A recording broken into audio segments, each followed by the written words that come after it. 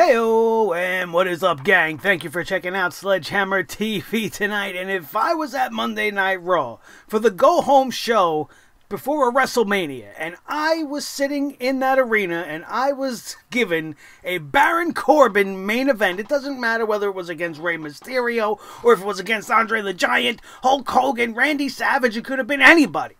I would have walked the fuck out. That's exactly what I would have done. I don't know why everybody in Washington, D.C. didn't walk out on this show exactly at the minute the women's segment was finished, because when that segment was over, Monday Night Raw went back to its grisly, dead, gruesome self, and we are here to talk about it. This disgraceful go-home show, for the most part, on this road to WrestleMania. My name is Nick Nightmare, and you are watching the Sledgehammer Wrestling Show's Monday Night Raw review. Let the hammering commence. Everybody raise your hammers high, and let's do it. The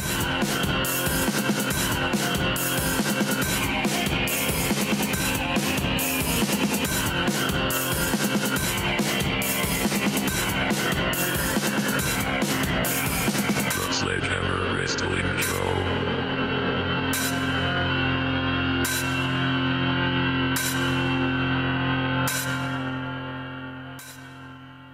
Alright, wrestling fans, thank you so much for joining me. And you guys know what time it is? If you don't know, now you know. It's T-shirt time.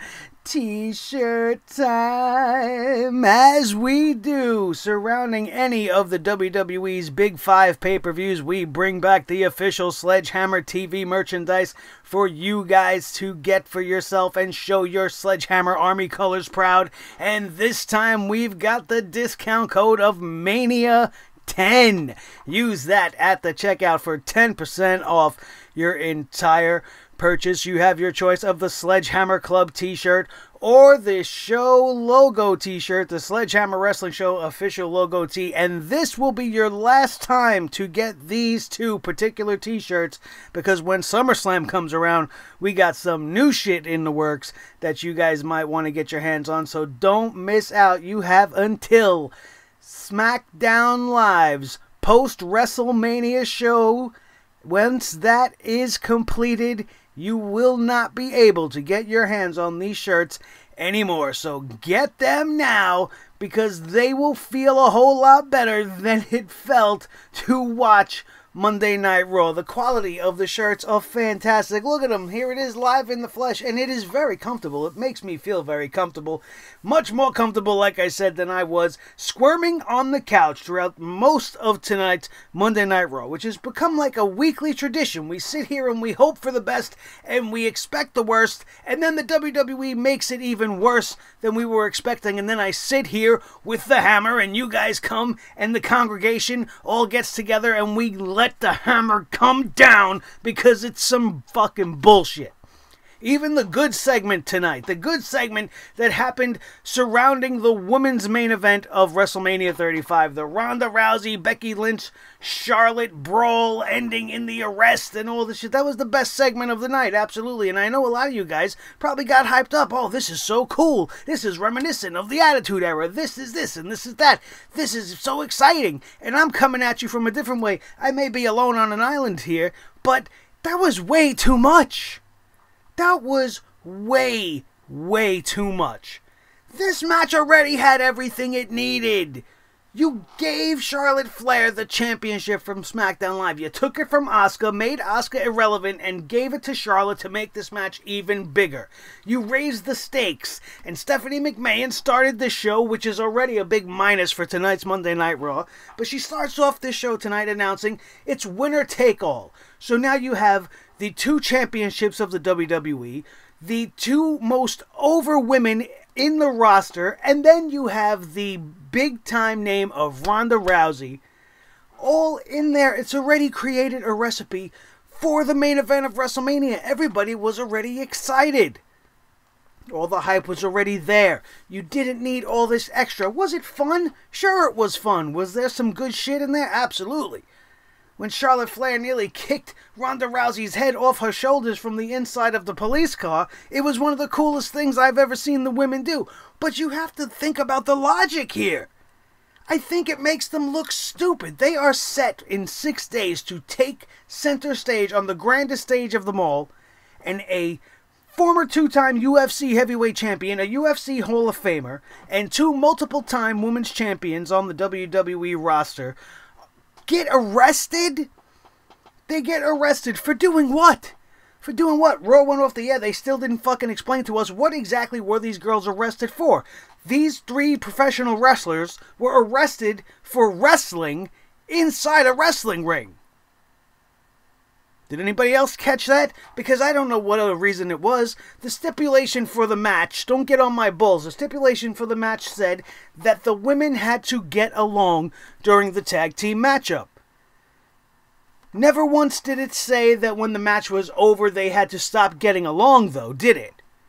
We don't really know how clear the parameters of the ruling was, but Ronda Rousey didn't take nearly any time. As soon as the bell rung and the match was over, Ronda Rousey went on the attack. And then everything just went fucking apeshit from there.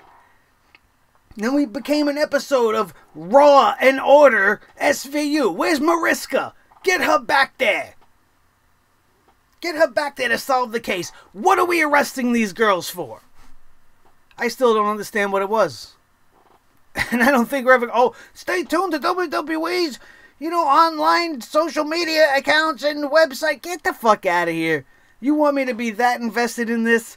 Oh, the whole entire main event of WrestleMania has been arrested. That makes them look fucking fantastic. This is unnecessary. Way too much. I thought USA switched to an episode of fucking Law & Order on me for a minute, featuring Charlotte Flair and Becky Lynch. What the hell's going on here? We got windows being busted out, these girls can't get their shit together, then these 2 idiot fucking cops put Becky Lynch and Ronda Rousey in the same fucking cop car. How fucking dumb are you to put 2 girls that are in the middle of a brawl in the same fucking backseat of the same cop car? What the fuck kind of stupid shit is that? You got Ronda Rousey stealing a cop car for no reason other than to drive it 2 fucking feet and crash it into another car. Where the fuck was she going? Where was she going? She was handcuffed. How did she even get the fucking car? What is going on? Why is this happening? Why is Ronda Rousey trying to run fucking people over? What happened here?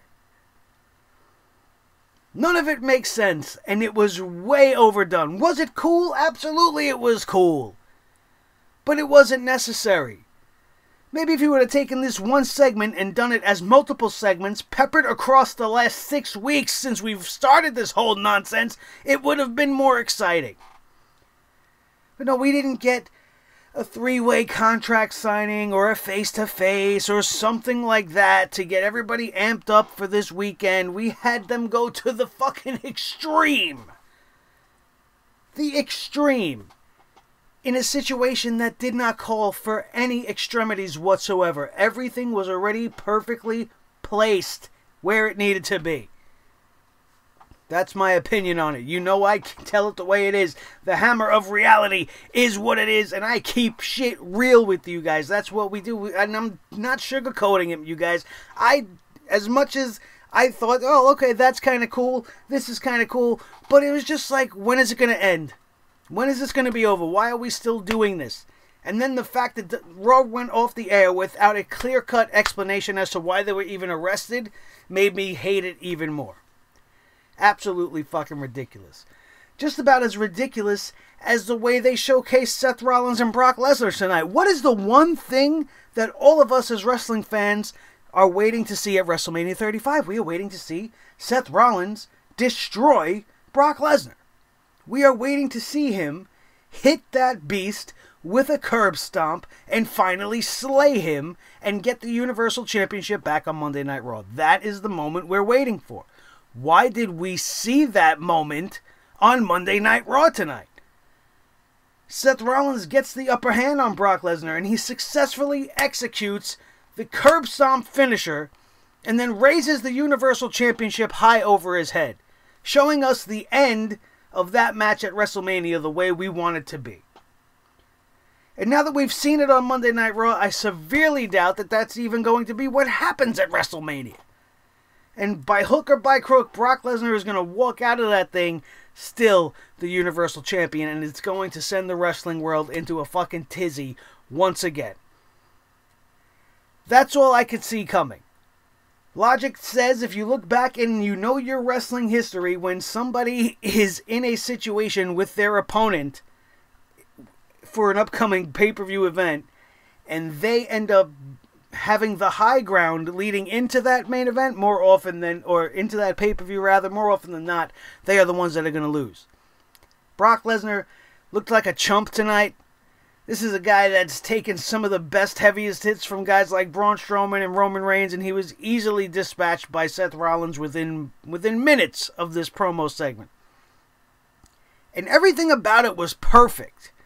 Even the physicality, and even them getting involved with one another. But as soon as Rollins went for that curb stomp, Brock Lesnar should have moved. That is the one thing that you could have had us still waiting to see. But now you gave it to us. You gave it to us on Monday Night Raw for absolutely no reason, for free, on USA Network, and you gave away the finish of this matchup if Seth Rollins is going to win. That's all I see. Just like in the case of Finn Balor. Everybody and their mother knows that Finn Balor was going to show up as the fucking Demon. We all already knew this.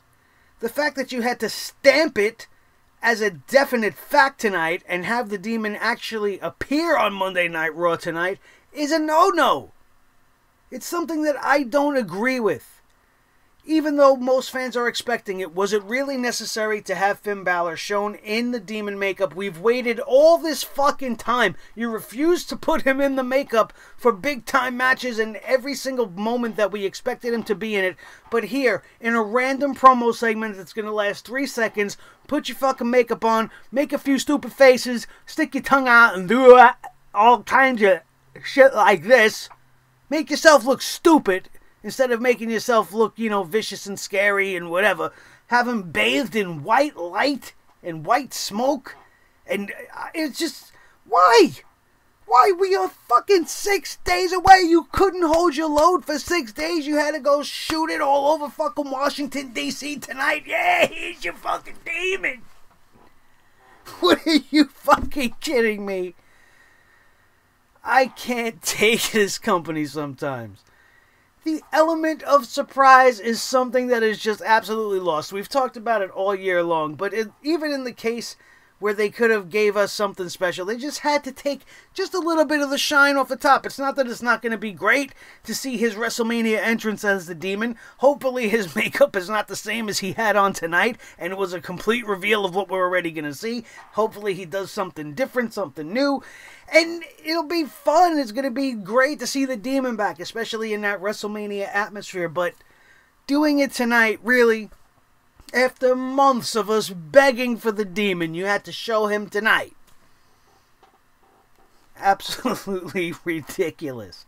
Just about as ridiculous as the Andre the Giant Memorial Battle Royal, centered around Colin Jost and Michael Che and Braun Strowman. And then they want to have a match tonight where they want to promote the Andre the Giant Memorial Battle Royal, and Braun Strowman has nothing to do with this matchup. He instead gets his whole other own segment to waste my fucking time wrestling two jabronis that are lookalikes for these Saturday Night Live morons that I could care less about, and beats them up because they were watching, or they were supposedly watching, last weekend's fucking night news report from the Saturday Night Live episode from this past Saturday, and they found it amusing, and Braun Strowman's beating up people for laughing now.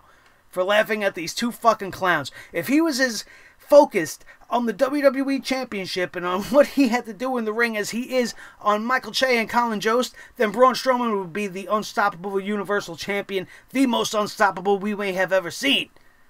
Because this guy is determined to murder these two men. So much so that he is going to beat two jobbers.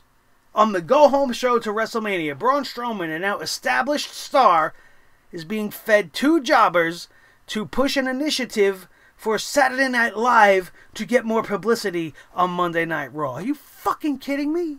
This is as bad as him going into WrestleMania and having Little Nicholas as his tag team partner. 2 years in a fucking row. Braun Strowman, wasted. What does the Andre the Giant Memorial Battle Royal mean? Does it mean you're going to become the next fucking Baron Corbin, and even though we can't stand you and the fans don't want to see you, you're going to fucking be pushed to the moon? You're going to be given money in the bank contracts and then fail in cashing them, and then we're supposed to give a shit about you? You're going to be dressed up like a fucking dumbwaiter? Is he going to come out with a little fucking monkey in a box and a little thing? Braun Strowman. Braun goes to fucking Weasel. What does it mean? It means fucking nothing.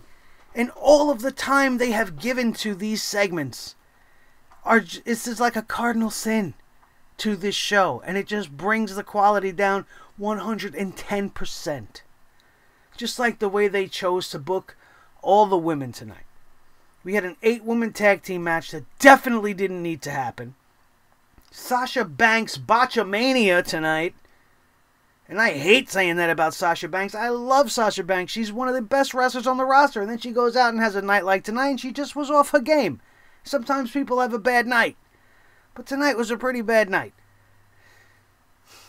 And you got Nia Jax and Tamina standing out there doing fucking nothing but dreaming about cheeseburgers or whatever the hell buffet they were going to hit after this fucking episode of Monday Night Raw was over. Because they did nothing in this match. They just stood there. Looking stupid. Looking useless, which is what they are. So I guess they did their job. But they could have at least got involved in the match in a much bigger way instead of just getting involved by accident, having Beth Phoenix jump people. Who cares? Beth Phoenix on the positive side of this match was the best thing to come out of this match. I see Beth Phoenix in there outshining the rest of these girls, and it goes to show you what I say about the roster for the most part even applies to the women. They just don't perform like the women back in the day, and it's a shame that Beth Phoenix was trapped in a Divas division. And girls like her and Natalya back in the day, they were able to throw down at the level of Sasha and Charlotte and Becky and Ronda even. But now they're a little bit past their prime, and they're still wrestling better than the girls that are the main focus of the division. And Beth Phoenix proved it. She came out there looking like a beast tonight. She looked to me like she would be able to handle Nia Jax, no fucking problem. That means she looks like the Glamazon. She looks like a dominant force, and she was great. She was a surprise to me. She was a pleasant surprise in this match. I thought for sure we were going to see somebody else full of ring rust. But Beth Phoenix came to play tonight. And she's considering an in-ring return in more of a full-time capacity. And I would welcome that shit if she's going to bring in stuff like this to the table. As far as the rest of the girls go, could care less. Didn't matter. All to hype the tag team championships. And not once have the tag team champions been given any respect. Since they've been crowned the champions, they've gotten zero respect. And you want the fans to care about their championships. They haven't been successfully defending them. They haven't been on some crazy win streak. They've done nothing. They've lost a bunch of times. That's not how you build interest. It's not how you build prestige. It's not how you make people care about a division. Oh, well, you finally have your belts. Here's your titles, girls. Go out there and we don't care. You're just going to fucking lose, you know? The fans don't really care. We do. We care. It hurts. It hurts bad. Just as bad as it hurts to watch the Riot Squad repeatedly used in the same segment over and over and over with no purpose other than to make Ronda Rousey and Charlotte and Becky look like the greatest thing since sliced bread, and they don't need to be put over anymore. Just like I said with the whole police fucking episode. Unnecessary. It was too much extra to add to this matchup, and having the Riot Squad losing again is just detrimental to them. They look like perennial losers. And Ruby Riott definitely deserves more than that. Liv Morgan has come a little bit further from where she was a couple of years back. Even Sarah Logan as well. I think they were working well as a tag team, and they should have kept that dynamic and let Ruby be the single star and let the other two be the tag team of the women's tag team division, and off we go. But instead we're just still constantly in 6-woman tag team matches and gauntlet style matches, beat the clock challenges with Ronda Rousey, and all they do is fucking lose, lose, lose. Whatever happened to protecting things? Protecting superstars? Worrying about the future? Worrying about perception? You think we're that fickle, as Daniel Bryan says, and that we're going to forget this shit next week? I don't. You know we don't forget here. And we'll call you out on it every single time. A fucking wasted match. This match didn't need to happen at all. Especially if you were going to do all this fucking Law and Order bullshit. You could have had a simple face-to-face in the ring that broke down into fisticuffs that were not able to be maintained by security. You could have had police come out, escort them out of the building, maybe do something illegal to get arrested. You know, all three of them were already arrested before Ronda tried to steal the car, so it wasn't about that. You see how much this shit annoyed me. The whole entire show, for the most part, annoyed me, as it does every single Monday night. Let's go down the official card. We talked about Seth Rollins opening up the show with Brock Lesnar. Paul Heyman coming out, giving the typical Paul Heyman bullshit promo where he says exactly the same thing he says about Brock Lesnar over and over and over again. One of the reasons why we're so sick and tired of the whole Brock Lesnar shtick is because even the great Paul Heyman hasn't been able to dust up anything new, because it's just so tired that there probably isn't anything new that you can say about Brock Lesnar. This all, like we said, broke down into a fight which ended with Brock Lesnar swallowing a curb stomp, which is a fucking big mistake. And it was just awful. And then we come back from the break, right? We go to commercial after all this. We come back from the break. Charlie Caruso's in the back and she's talking to Seth Rollins. She's like, hey, Seth, you know, what if what happens tonight happens at WrestleMania? You're going to get disqualified. What are you, fucking stupid? Like he's going to get himself disqualified in a championship match at WrestleMania. He's not a fucking idiot. And then his response didn't even make sense. He was like, well, you know, I'm not a champion. And then he walked away. And then he came back and he was like, yet. What the fuck is he talking about? That's not even relevant to the question or the statement that she posed to him. What is going on here? Oh, right, I'm watching Monday Night Raw. Nia Jax, Tamina Snuka, Peyton Royce, and Billie Kay take on Beth Phoenix, Natalya, Sasha Banks, and Bayley. We just touched on that a minute ago. Beth Phoenix was the star of this matchup, and she did get the win for her team with a very impressive glam slam, and it was something nice to see, a little bit retro and at the same time a little bit new, and very surprising to see Beth Phoenix in such a dominant and good performance. Like I said, the winners, Beth Phoenix, Natalya, Sasha Banks, and Bayley. After the match, the four girls were all standing in the ring, Sasha and Bayley holding up their titles. You know, the typical end of the match bullshit to further the next match that the WWE does all the time.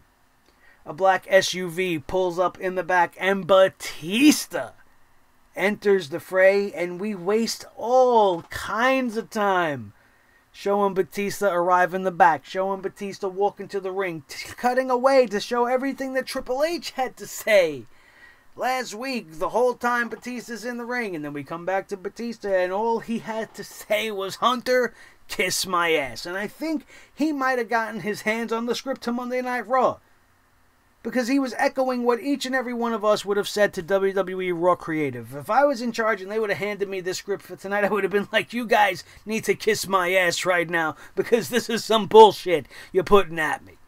And that's the kind of attitude and the swagger that I got from Dave Batista. Getting a big-time response from the Washington, D.C. crowd. Of course, he is a hometown guy there, and he did get the hometown boy response, much more so than Baron Corbin did, who came out to a bunch of crickets each and every single time. But it does leave you with this weird, confusing thing where you're kind of not sure, do you want Batista to beat Triple H just because you're kind of used to rooting against Triple H as the villain? And even though the roles are reversed, do you kind of want to see Triple H get beaten nowadays? You know, maybe you kind of do. Because what would be the point? And maybe he does want to hang it up and just focus full-time on running the business. Maybe he doesn't want to wrestle anymore. Maybe he's going to give Dave this nod on his way out in this match at WrestleMania. And I would be okay with that, but I really don't know who to root for here. Do I want to see the end of Triple H's career? The young me doesn't want to see that, but, I'm getting old too, and I understand what it's like. And I don't want to see Triple H out there to the point where he fucking kills himself. But that's all we got. We got Hunter, kiss my ass from Dave Bautista. Like I said, exactly what we want to tell Monday Night Raw. He drops the mic and then walks away. Took about fucking 15 to 20 minutes of fucking Monday Night Raw time for Dave Bautista to say, kiss my ass. Fantastic. We waste even more time coming back from the break once again to see Elias outside MetLife Stadium talking about people like fucking Beyonce and Jay-Z and Taylor Swift, and I'm sitting here like, why am I listening to him talk about pop stars that I don't even fucking listen to? He's supposed to be a rock and roll guy with a guitar, and he's talking about these fucking top 40 artists that I don't listen to that bubblegum bullshit. Alright? Even I used to listen to Jay-Z a little bit, but I don't listen to that shit anymore. I don't got time in my life for all these different genres of music anymore, so I barely have time for the music that I actually do enjoy. But why we're talking about it on Monday Night Raw, these are also three names that were maybe a little bit more popular 10 years ago. They're not really as current as it may seem, even though some of you guys might be big fans. You gotta be honest with yourself. I was listening to Jay-Z way back in the early 2000s. And we're talking about him now like he's still a big relevant musician. Where he's much more than that now. He's a mogul. He's an entrepreneur. What the fuck has Elias got his name in his mouth for? Makes no sense. Beyonce and Taylor Swift. Who fucking cares? All because they performed at MetLife Stadium. And his performance is going to be even bigger and better. I don't give a shit. We all know what's coming. Somebody's going to interrupt this thing. And it's going to be a big farce. It's going to be just a WrestleMania-sized, WrestleMania-flavored version of Elias's Monday Night Raw segment. So we fucking go. 80,000 people are going to walk with Elias. I'm going to be in the stadium that night. I am going to want to walk with Elias, and I'm going to still be annoyed when it gets interrupted by some idiot, maybe John Cena, maybe somebody else, which has been pretty much, the rumor has been John Cena, but I hope that they have bigger plans for him than just that. Maybe they're just trolling us all until WrestleMania gets here with the whole Kurt Angle situation. But that remains to be seen. Apollo Crews versus Jinder Mahal and the Andre the Giant Memorial Battle Royal participants are all surrounding the ring, and you all already know what's going to happen. You all already know what's going to happen. There's no reason for these guys to be out there unless there's not going to be the obligatory pre-WrestleMania Battle Royal fucking brawl on Monday Night Raw between about 1/3 of the people that are going to actually be in this thing. Nothing from Braun Strowman, who's really who this whole thing is being built around anyway. But now I gotta sit here and watch Apollo Crews and fucking Jinder McSaggy Nipples Mahal. Stole that one from What Culture? I don't know why I said it. It just came out. I fucking hate that guy so much. And Apollo Crews is about as vanilla as they come. This was a quick and inconsequential matchup. Apollo Crews wins. Does this give him any momentum going into the Memorial Battle Royal? No. Do you think Apollo Crews is going to win that Battle Royal? No. Is Jinder Mahal going to win? No. Are we going to see Gronkowski out there in another fucking segment with Jinder Mahal? Probably. I don't want to, but probably. I'm calling that right now. We had a segment where Titus O'Neil got to be made look good, so now we know we're in good territory. We know we're in quality TV time now. The fuck out of here. They show Kurt Angle and Rey Mysterio backstage. I was under the impression that we were going to get Kurt Angle versus Rey Mysterio tonight on Monday Night Raw, but instead they took the fucking low road. Kurt Angle comes out to have his match with Rey Mysterio, but that match was nixed. And we don't really have any fucking reason why, no explanation behind it. But Angle comes out, he wants to thank everybody, he appreciates this and that, talking about how he appreciates the fans and that this is his last night on Raw and all the things that you would expect him to say. And then Monday Night Raw throws him a curveball because it was genuine shock and genuine emotion following the Kurt Angle video package that was shown celebrating his career, which was one of the most compelling moments of the whole entire night. Reliving his career in those little bits and moments in that little 3-minute time span was absolutely fantastic. Makes you appreciate what wrestling used to be, what wrestling could be, and what Kurt Angle was to the wrestling business. and how much more he means to the wrestling business and how much more respect he deserves than to be placed across the fucking ring from Baron Constable Corbin fucking dickhead. Right? But no, instead, as we come out of this promo segment and Kurt Angle is tearful in the middle of the ring before he can even say a word, that awful music hits, that ridiculous bald head comes and blinds everybody in Washington, D.C. in the arena and starts fucking talking, and I start falling asleep immediately. Because I really could care less. And then Rey Mysterio wants to come out. He can't come out and wrestle Kurt Angle, but he can come out tonight and stand up for Kurt Angle. Because Kurt Angle laid out a challenge. He's like, oh, you know, we're fighting at WrestleMania, but maybe you want to have an exhibition tonight, Baron Corbin. And then Rey Mysterio comes out and he's like, no, you don't want to fight Angle tonight. What? What the fuck is going on? I was very hopeful in that moment that he was going to take on Baron Corbin and then eliminate him from contention for the WrestleMania match, and we would have got something else. But that's not what happened. Instead, Rey Mysterio's got to stick his head in where it don't belong and gets involved. Baron Corbin mushes him. Kurt Angle goes to get Baron Corbin, but he escapes unscathed. And now we have a match between Rey Mysterio and Baron Corbin, which is going to be the main event of tonight's Monday Night Raw. Are you fucking shitting me? What does this have to do with WrestleMania? Why is Rey Mysterio in a match with Baron Corbin? He's from SmackDown Live anyway, isn't he? We've already seen the Peyton Royce and Billy Kay from SmackDown Live. Now we got Rey Mysterio from SmackDown Live. This guy's going to WrestleMania for a United States Championship match versus Samoa Joe, and now he's on Monday Night Raw losing to Baron Corbin? What? Why would they do that to Rey Mysterio? What chance does he have against the Samoa Joe if he can't beat a fucking scrub like Baron Corbin on Monday Night Raw in the main event of a go-home show before WrestleMania? What good is Rey Mysterio now? Or what, is he going to build it all back? He's going to get all his momentum back tomorrow night on SmackDown Live?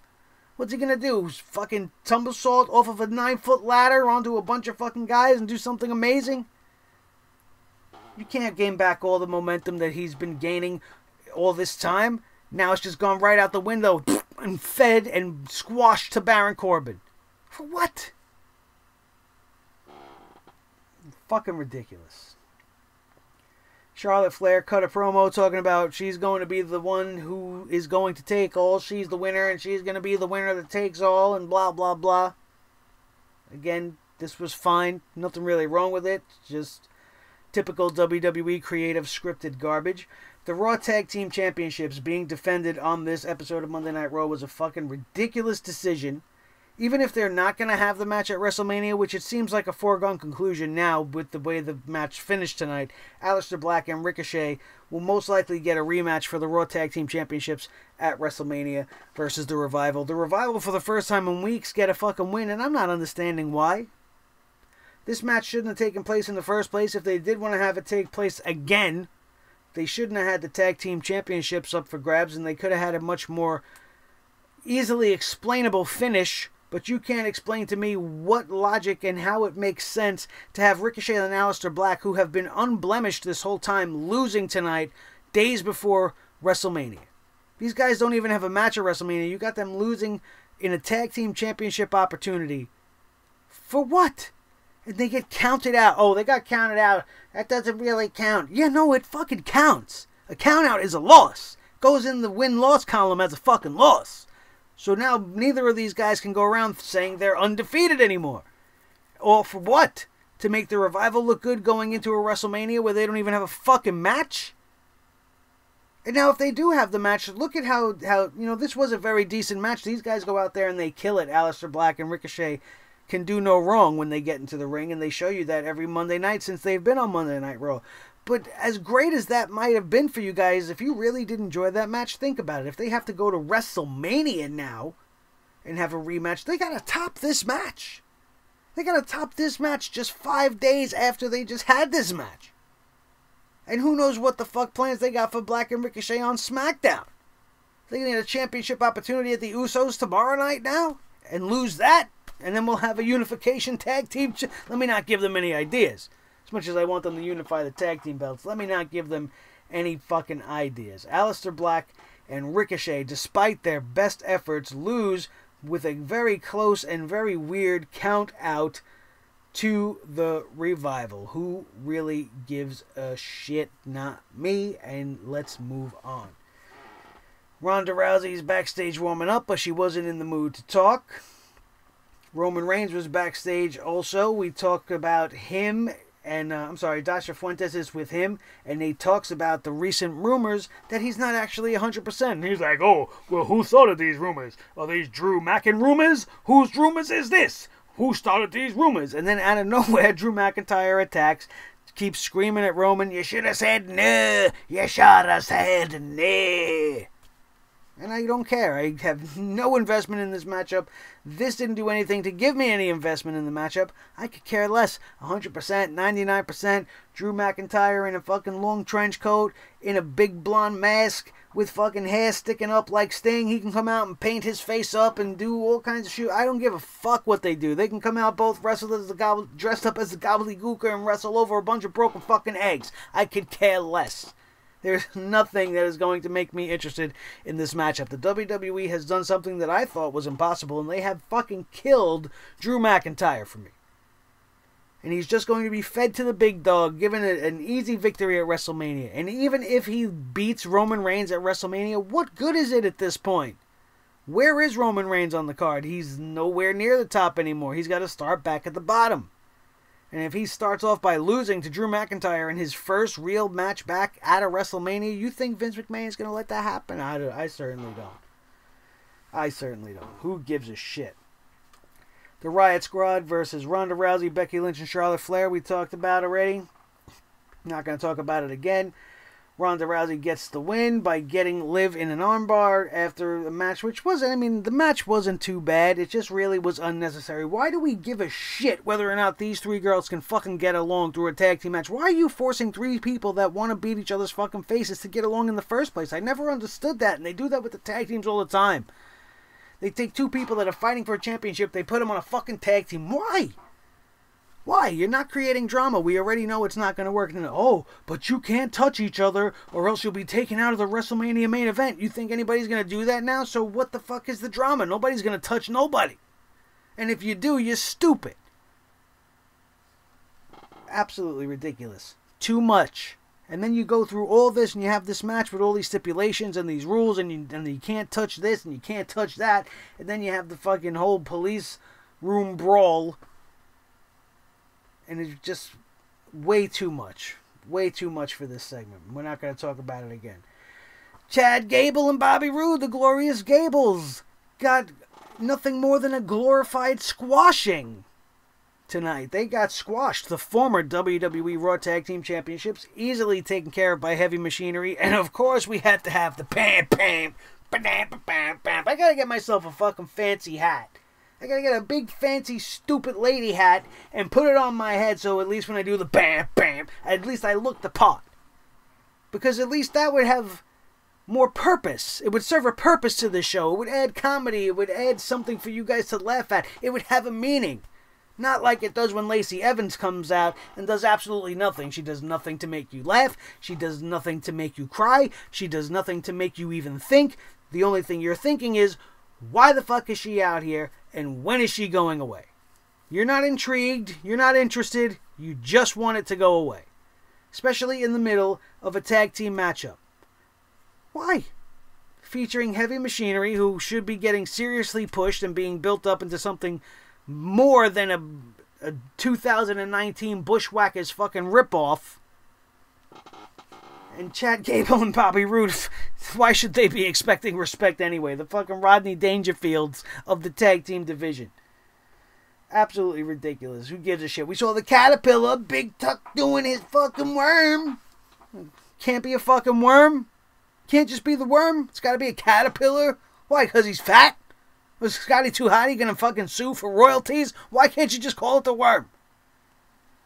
Fucking ridiculous. The announcers ran down the WrestleMania card, which we will be doing for you guys this weekend on the preview and prediction show. We had the 1-on-2 handicap match, Braun Strowman versus Michael Che and Colin Jost. Yeah. Exactly. Who do you think won? I really don't give a shit. Charlie Caruso is in the ring with Bobby Lashley and Lio Rush. I'm thankful we didn't get to see the All Milk Duds Glutamus Maximus. I'm always glad when I don't have to see that. But we did have, as we talked about again a little bit earlier, the reveal of the fact that the Demon is going to be at WrestleMania. Lio Rush and Bobby Lashley don't see Finn Balor as a threat. What do we have to worry about? They're not scared. And I guess they're scared because Finn Balor put some makeup on his face, surrounded himself in white smoke, made a few silly faces, and now Trashley is scared. Good. Be scared, because all I want to see is the Demon win the Intercontinental Championship at WrestleMania. That's the only good thing coming out of this whole entire segment. It's a fucking wasted WrestleMania match for Finn Balor. It could have been much bigger. It could have been better. If you were going to have him win the championship at WrestleMania, you shouldn't have had him win it a few months back. Or at the very least, you shouldn't have had him lose it, and you could have had him successfully defend the Intercontinental Championship at WrestleMania versus a valid opponent of some sort. He didn't care about the rumors of the Demon King. They're calling him the Demon King again. Can't just be the fucking Demon. I hate the Demon King version. I just like the Demon. That's the way it is.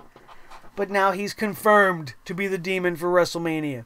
Great. Why something like that needs confirmation, I will never know. And then we had Rey Mysterio versus Baron Corbin, which I expected much more from. I expected somebody to come out, before the match was over. I thought Kurt Angle would come out and bail out Rey Mysterio. Rey was ready to come out and help out Kurt earlier.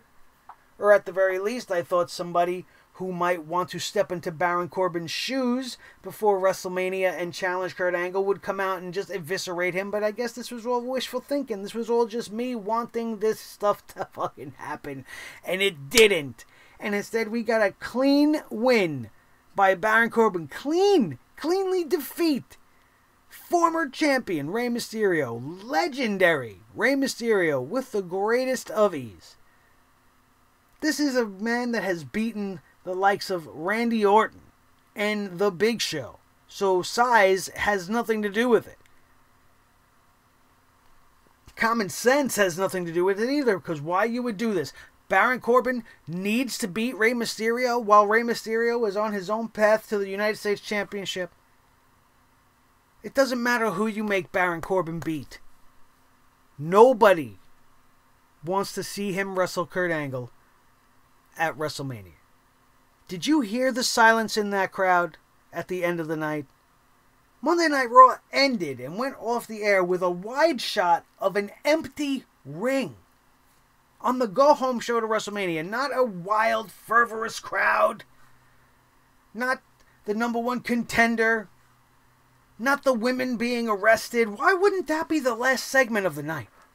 If there was one huge mistake, if you could pinpoint, well, what was the biggest mistake, Mr. Nightmare? I got the biggest mistake for you. The biggest mistake was pulling the Ronda Rousey, Becky Lynch, Charlotte Flair shenanigans in the middle of the fucking show. If all you were going to end with was Baron Corbin and Rey Mysterio, then that should have definitely been flip-flopped. And this show should have went off the air with the cops hauling the girls off to the station. Then you would have had everybody's attention, because now Raw's off the air. Everybody's going to run to social media. What the hell happened? Where are they going? Why were they arrested? Go to WWE.com. Go check Twitter. What's everybody saying? What's everybody doing? Now everybody was doing that during the last hour of Monday Night Raw, and you gave them no reason to want to tune in. And you're giving me no reason to care about Kurt Angle's final match. And it is nothing but disrespect. We can still hold out hope that there's some kind of swerve coming our way, but I'm not going to expect that, my friends, and neither should you. That's a wrap on this fucking Monday Night Raw review. There was a lot to talk about, and just as always, 99.9% of it is bad. I did enjoy the women's segment. It's not that I didn't enjoy it. I just thought this close to WrestleMania, it's a little bit much. It makes the girls look silly. It makes all three of them look hot-headed. There was a lot of stupid moments that didn't make sense, like Ronda trying to steal the car and committing fucking manslaughter with the vehicle. Like, just a lot of weirdness, a lot of extra. Whole lot of extra going on on this go-home show to Monday Night Raw. And I didn't appreciate most of it, as usual. Thank you guys so much for being here. We are just getting the WrestleMania week festivities started as well, and we have been busy bees over the last weekend. And if you missed it, we put up the G1 Supercard preview and prediction show.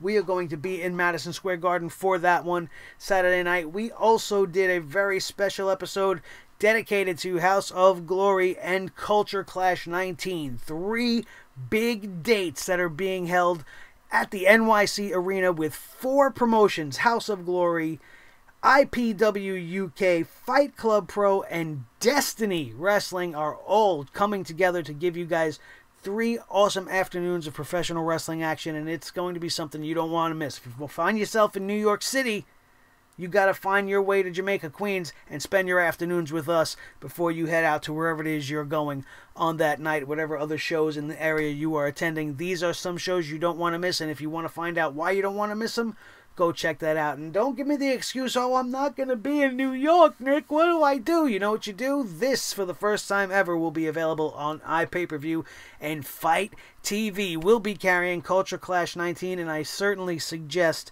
that you invest your weekend in that, because it is going to be better, or at least as good as NXT, but definitely better than WrestleMania. It is a very underrated card, and you don't want to miss it, and you can check out my preview and predictions on that on this channel. It went up right before Monday Night Raw went live, so you may have missed it, and it's there for you at any time this week, just like everything else that is coming your way. The NXT TakeOver New York preview and predictions, WrestleMania's preview and predictions, and then we are going to review the shit out of everything, and it will all be here for you guys on this channel. And I encourage you guys to be following me on social media at Nick Nightmare on Twitter and at NIC_Nightmare on Instagram, because everywhere I go, I am going to be trying to post as much shit as I can, starting Thursday with Fight Club Pro and Destiny's Fight for Destiny, all the way up to and including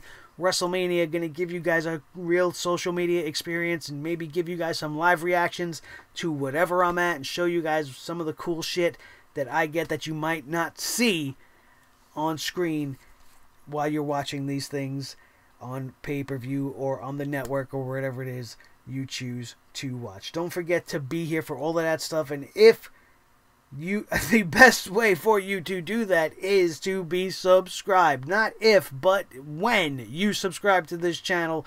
Don't forget to hit that notification bell so that you don't miss anything going up all weekend long, all WrestleMania week long, right here on Sledgehammer TV. My name, ladies and gentlemen, is Nick Nightmare. This is the team, Thor the Sledgehammer, the official Sledgehammer of the Sledgehammer Wrestling Show.